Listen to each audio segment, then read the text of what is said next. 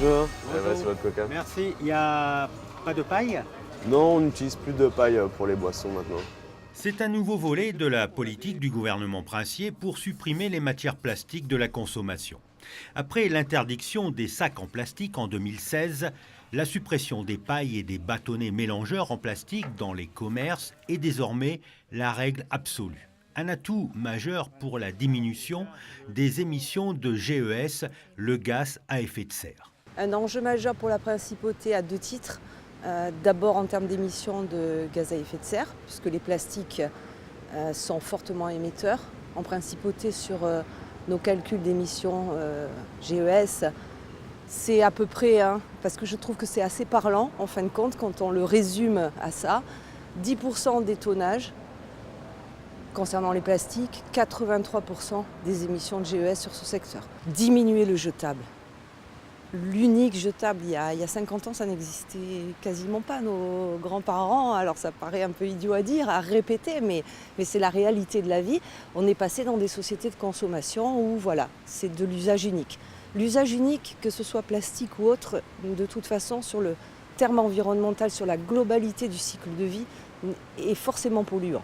Derrière ce bar, les boissons sont donc servies sans paille. Et si le client le demande, la paille sera recyclable. Ces pailles sont en végétal, celles-ci sont en carton. Dans cet établissement, la protection de l'environnement est une religion depuis plus de 2 ans. Nous avons les produits de substitution, mais le plus important, arrêtons de mettre une paille dans un verre et qui ne sert à rien, qui a une durée de vie de 2 secondes et point, c'est fini. Voilà. Et cela marche bien. Donc aujourd'hui, c'est vrai que tous les produits qui sont compostables, green, sont beaucoup plus chers que le plastique. Mais étant donné que nous utilisons 10 fois moins de paille, aujourd'hui nous gagnons de l'argent en ayant enlevé juste les pailles. Non triées et trop petites pour être recyclables, les pailles sont accusées de finir à la mer et d'alimenter le 7e continent, cet amas de plastique qui flotte dans les océans avant de décimer la population de poissons. La clientèle touristique de Monaco et les consommateurs de la principauté doivent s'y faire. La paille en plastique a vécu ses dernières heures et les établissements ont dû innover en trouvant des produits de substitution.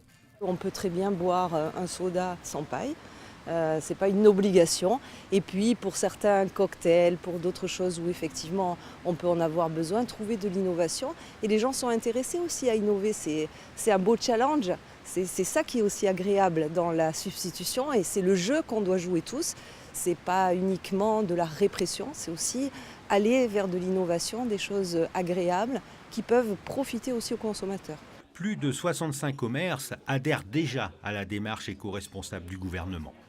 Très très bonne initiative parce que malheureusement la paille, comme on le sait, finit très souvent dans l'eau, dans les déchets et s'envole et va à la mer, etc. Donc c'est une pollution effroyable.